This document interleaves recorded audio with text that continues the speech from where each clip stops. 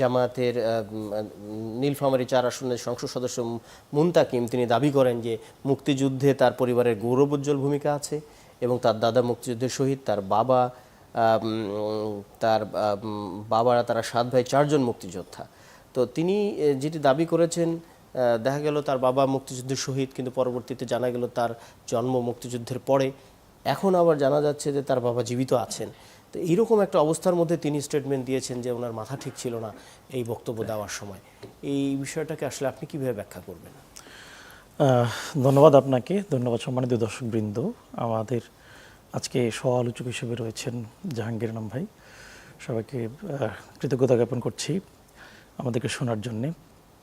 দেখুন, সংসদের যেই সময়টাতে কথা বলা হয়, এটা যারা নতুন বা নবীন সদস্য তাদের জন্য একটা, আমি বলবো, লিটমাস টেস্টের মতো। এই টেস্টে কেউ কেউ কখনো কখনো আসলে পেরে উঠতে পারে না। সেই জায়গা থেকে তিনি কিন্তু তার দায়টা স্বীকার করেছেন। আমাদের নীলফামারী ৪-এর সংসদ সদস্য তিনি কথা বলছিলেন মুক্তিযুদ্ধ নিয়ে। এর আগের একটা ইস্যুকে টেনে মুক্তিযুদ্ধ সম্পর্কে জামায়াত ইসলামীর মুক্তিযোদ্ধার ঘাটতি আছে, কমতি আছে, এরকম কথা সংসদে উত্থাপিত হয়েছে। এর প্রেক্ষিতে তিনি দীর্ঘদিন পরে সুযোগ পেয়েছেন কথা বলার। তখন ভাবলেন যে আমি আমার পরিবারের যে অবদান রয়েছে সেটা সংসদকে অবগত করি। সে তার অংশ হিসেবেই তিনি তার দাদার শাহাদাতের কথাটা বলছিলেন। কিন্তু একই সাথে তার বাবাও মুক্তিযোদ্ধা, তার বাবা সহ ৪ ভাইয়ের মধ্যে ৭ ভাইয়ের মধ্যে ৪ জন হলো তারা মুক্তিযোদ্ধা। এই কথাটাকে উল্লেখ করতে গিয়ে শুরুতেই তিনি তার বাবার কথাটা বলেছেন যে আমার বাবা মুক্তিযুদ্ধে শহীদ হয়েছেন, আমার দাদা শহীদ হয়েছেন। বাবার শব্দটা আগে উল্লেখ করেছেন, তবে দাদা উল্লেখ করেছেন। তিনি তার এই কথাটাকে মিস্টেক হিসেবে পরবর্তীতে স্ট্যাটাস দিয়েছেন, এটার জন্য দুঃখ প্রকাশ করেছেন এবং ভবিষ্যতে এরকম না করার ব্যাপারে তিনি আশাবাদ ব্যক্ত করেছেন। আপনি কি মনে করেন যে এটি কি নিঃসন্দেহে ভুল নাকি অতিরঞ্জন?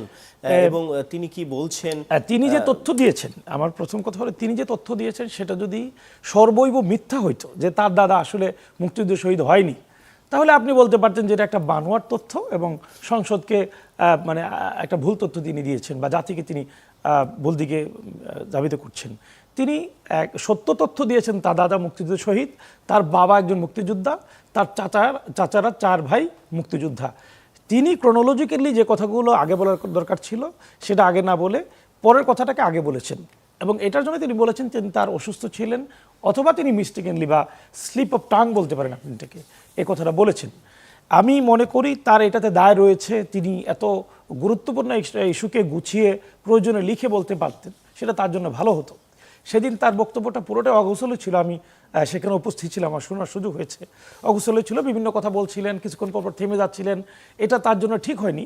সংসদের সুযোগ রয়েছে, যদি আপনি অসুস্থ থাকেন তখন বলতে পারেন দাঁড়িয়ে, মাননীয় স্পিকার আমি আজকে অসুস্থ, আমি আজকে কথা বলতে চাচ্ছি না। তিনি এই সুযোগটা নেননি, বরং অসুস্থ থাকার পরেও তিনি অগোছালোভাবে তার কথাগুলো তিনি বলেছেন। বলতে গিয়ে তিনি মিস্টেক করেছেন।